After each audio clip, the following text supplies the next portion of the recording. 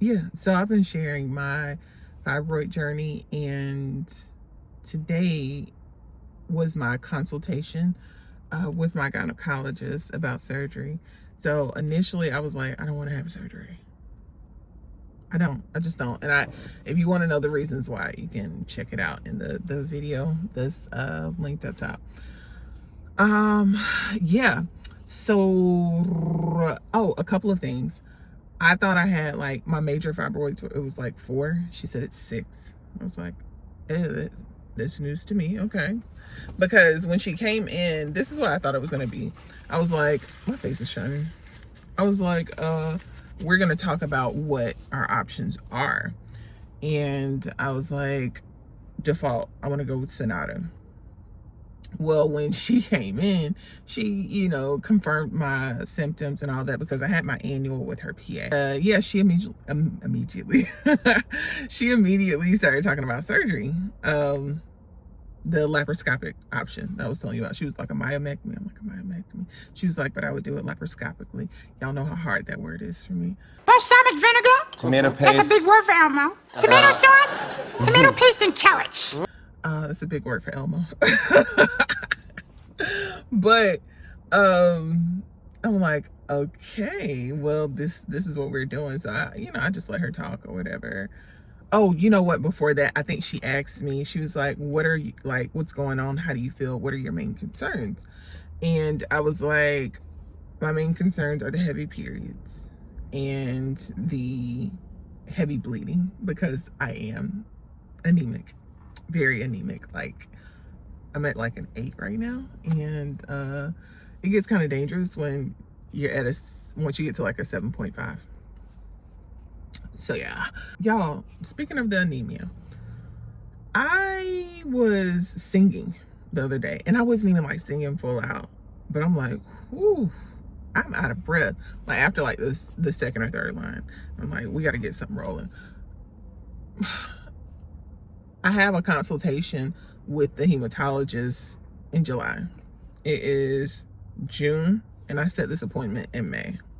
Now, given they were trying to reach me the end of April, beginning of May, but I just had so much going on. Like, I had a lot of doctor's appointments going on, a lot going on in my head about the fibroids, because I'm like, oh, I have to like truly resolve this.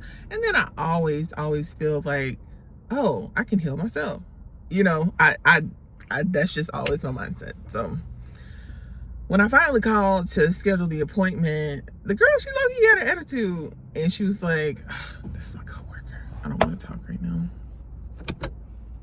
So hopefully he doesn't see me when he walks by the elevators, because I'm like right here by the elevator. But anyway, she was like, let me put you on hold right quick. I was like, okay.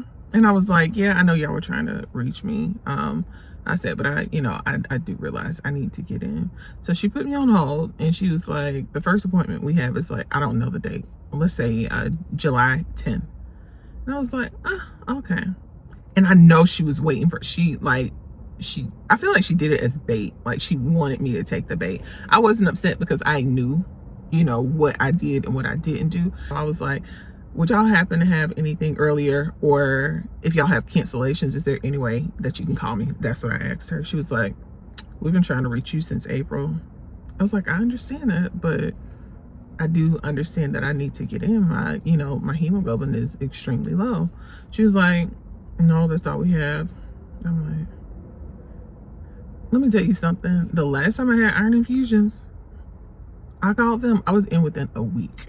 So speaking to, my gynecologist today, she was like, that's a really long time. I'm like, that's what I'm saying. She was like, let's see if we can get you in sooner. I'm like, I appreciate it. So my coworker hasn't come, and I like for my leg to be good. Anyway, y'all know what I look like. So yeah, I told her, she asked, oh, he had to go up a floor. So he wasn't even on this floor. Light back on. He got boxes. He brought food in? Child, I don't know. But anyway. I thought it was my other coworker. I'm like, dang. Here I am trying to film a YouTube and everybody coming out. But it is like lunchtime. So, or a little before lunchtime. It's like 11:45. And I'm just getting to work. So, Where were we? Oh, she asked me, she was like, what are the things that are most pressing on your mind? Like, what's bothering you the most? And I'm like, one, the heavy bleeding, the painful periods, and the pooch, right? And she was like, well, and then at that time she was like, well, I recommend the laparoscopic surgery. And I'm like, why can't we do this? After I let her talk, I'm like, why can't we do the Sonata? Her explanation was, she was like, I'm going with that option because you said you wanted to get rid of your pooch. She was like, if you do the Sonata, it doesn't get rid of the fibroids. It just kills them. But the fibroids don't leave your body. I'm like, ooh. So how she described it, she was like, I liken it to turning a grape into a raisin. I'm like, don't want that. But something interesting happened when she, did the manual pelvic exam. She was like, and I looked down at my stomach too. She was like, she's like, I feel your uterus down here, but she was like, I don't feel a lot. And I'm looking at my stomach. When she said it, I looked at my stomach. I was like, my stomach is a little bit flatter. Now, to update y'all on my most recent period, I have not been eating meat. Yay me. I've been doing good. Now, yesterday, no, it was 2 days ago, I really, really, really wanted some mac and cheese. So I was like, oh, I'll just make some cauliflower mac. But I did it with real cheese. And now my face looks like this. My face did not look like this before I had the cauliflower mac. So it's just crazy that these foods are like truly inflammatory to me. Like, they're inflammatory in general, but they're extremely inflammatory to me. Like, my face did not look like this at all.